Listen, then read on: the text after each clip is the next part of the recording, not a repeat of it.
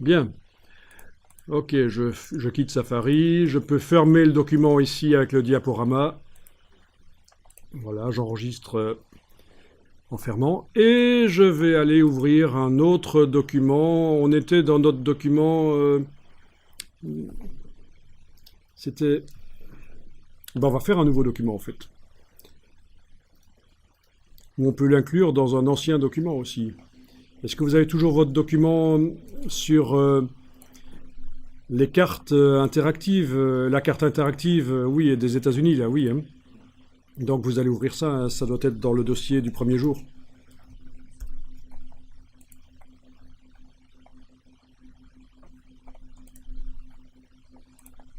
Voilà. On va créer une troisième page sur laquelle on va mettre notre slideshow, notre diaporama. Donc palette de page. J'amène une troisième page. Sur cette troisième page, j'importe le SWF qui a été généré par l'autre document InDesign. Je clique, il est à la bonne dimension. N'essayez pas de le redimensionner, c'est comme les vidéos en fait. Si vous essayez de les redimensionner, vous allez avoir l'impression que ça marche dans InDesign, mais quand ça va jouer dans le PDF, ça va jouer à la dimension que ça a réellement. Donc on avait dit tout à l'heure les vidéos, il faut les redimensionner avec NBreak, logiciel gratuit sur Mac, ou Adobe Media Encoder.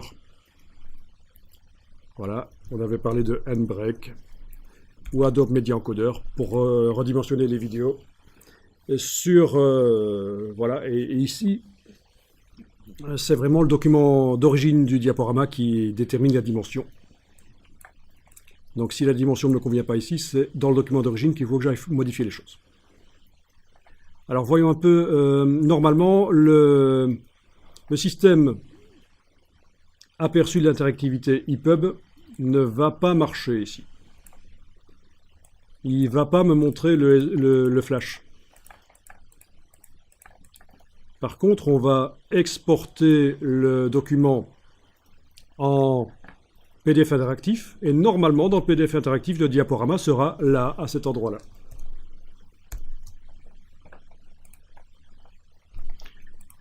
Oui, il y aura quelque chose à faire, mais je vais vous montrer d'abord je vais d'abord vous montrer comment ça se passe.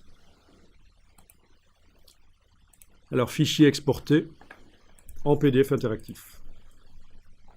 Donc j'exporte mon document de 3 pages, là, mon document avec la carte interactive qu'on avait faite, avec la vidéo, avec les différentes choses qu'on avait testées. Sur la troisième page, j'ai donc mon fichier SWF. Je vais exporter ça.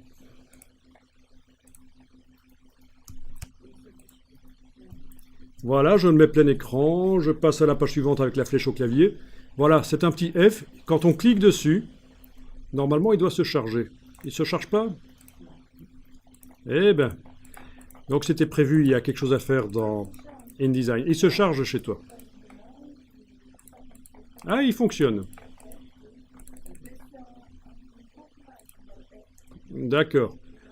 Bon, ici, je vais fermer le PDF exporté et je vais voir comment résoudre le problème. Il faut que je sélectionne mon cadre ici, Flash. Dans le fenêtre objet interactif multimédia, dans le panneau multimédia,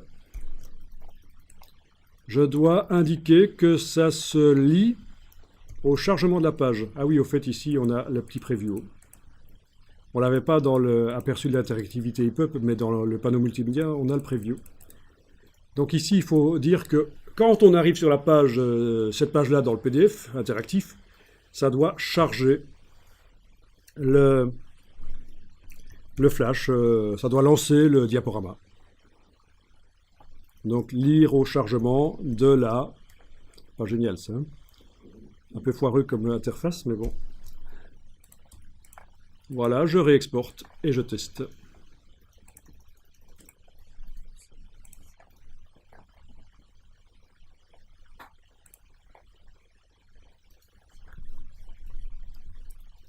Et voilà. Et ça marche pas. Pourquoi il marche pas? Chez vous, ça marche?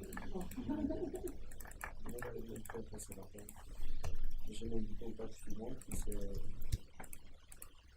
Non. Ah, si, ça marche. Oui, non. Bon, il marche pas. Il va falloir que je vois pourquoi il ne veut pas fonctionner. Ce n'est pas normal. Ça ne va pas, ça, quand les choses ne fonctionnent pas comme elles devraient. Ah, mais c'est peut-être à cause de mon bouton aussi, le fameux bouton. Je vais voir ce qui se passe quand on enlève dans la palette des calques le bouton qu'on avait mis au point pour empêcher que ça passe à la page suivante. C'est peut-être ça qui nous ennuie encore. Voilà, j'enlève l'œil en face, je réexporte. Et donc, au besoin, comme la vidéo, je vais devoir manuellement supprimer sur cette page-là le bouton. Ah. Voilà, ça marche. C'était ça en fait. C'est notre grand bouton qui empêche de passer la page suivante quand on clique n'importe où, qui parasitait. C'est dommage quand même, mais bon.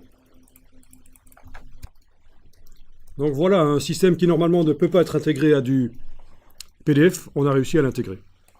Là, je vais réafficher notre système qu'on avait mis au point tout à l'heure. Et sur la page 3, je vais devoir, avec la flèche noire, faire commande majuscule, clic sur le bord là, pour déverrouiller. On a dit commande majuscule, idiot, pas contrôle majuscule. Là où il y a notre bouton normalement. Ah, mais il est verrouillé le calque, voilà. Ok, je déverrouille le calque. Le calque qui s'appelle empêcher passage à la page suivante. Donc commande majuscule, supprimer. Commande majuscule, clic, supprimer. Commande majuscule, clic, il n'y a plus rien, c'est bon. Donc normalement sur la page 3, les choses n'y sont plus.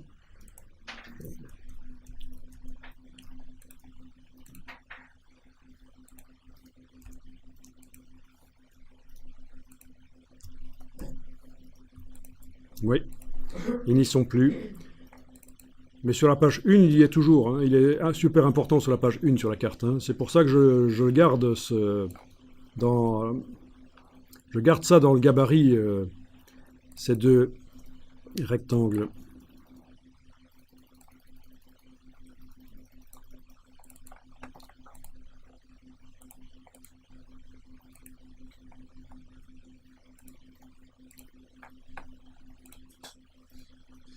Donc c'est tout plein de petites astuces et c'est vrai que c'est pas si évident que ça. Donc d'où l'intérêt de garder des contacts éventuellement entre vous par la suite ou de prendre des contacts avec des gens qui sont déjà un peu dans le milieu pour pouvoir discuter avec eux quand vous avez des problèmes. Ceci dit, Google peut beaucoup aider. Hein. Dans les forums, malheureusement souvent en anglais, c'est vrai, il y a forcément des gens qui ont rencontré les mêmes problèmes que vous et qui... ben, les réponses sont dans les forums, en général. Aussi sur YouTube, il y a des petites résolutions de problèmes vraiment pointues sur YouTube, quand on tape bien les bons mots, mais encore une fois, c'est souvent en anglais.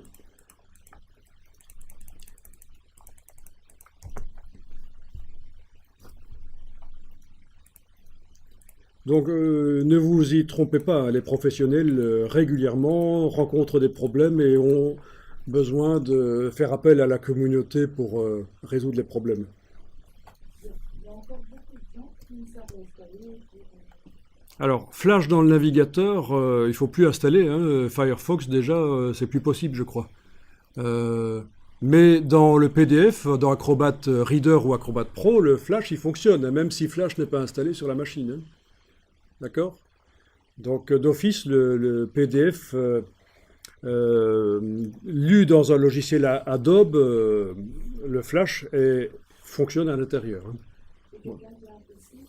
Même chose sur PC, bien sûr. Hein. Et il paraît qu'il y a une nouvelle génération de Acrobat PDF qui arrive et qui va être vraiment révolutionnaire. Alors on imagine que ça va pouvoir inclure du HTML5, ce qui n'est pas le cas pour l'instant. Hein. Donc... le format Acrobat PDF continue d'évoluer.